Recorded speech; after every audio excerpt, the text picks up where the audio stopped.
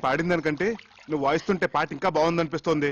అదేం కాదు, స్టేజ్ మీద మీ పాట విని నా ఫ్రెండ్స్ అందరూ మీకు పిచ్చిగా ఫ్యాన్స్ అయిపోయారు తెలుసా. నీ ఫ్రెండ్స్ అందరూ అంటే నువ్వు కాదా? ఏమో, కొంచెం కొంచెం అయిపోయానేమో.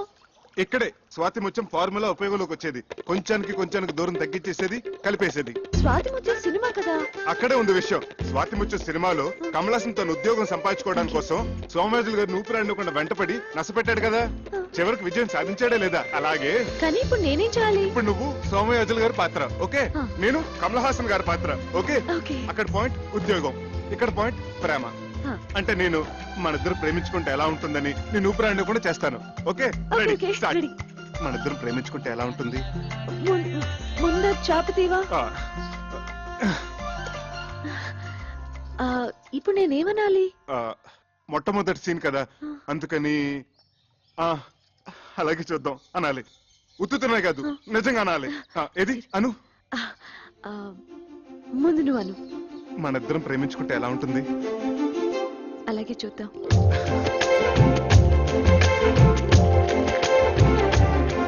ఏమండి, మన ప్రేమ సంగతి అలాగే చూద్దాం. ఏమండి, అది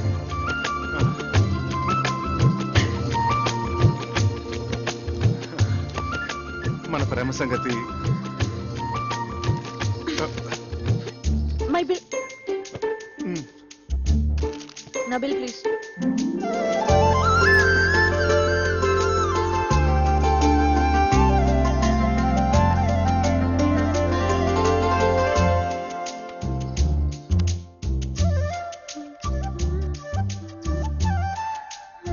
మన ప్రేమ సంగతి.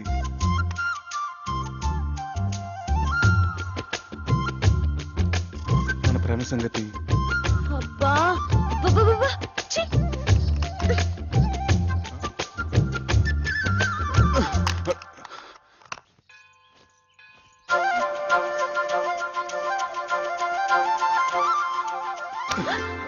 మన ప్రేమ సంగతి.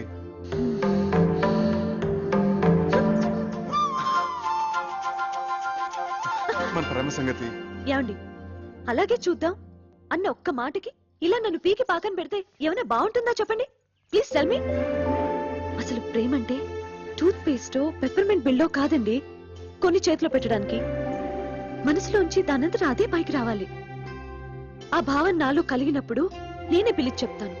అంతవరకు నన్ను విసిగించకండి ప్లీజ్, లీవ్ మీ అలోన్.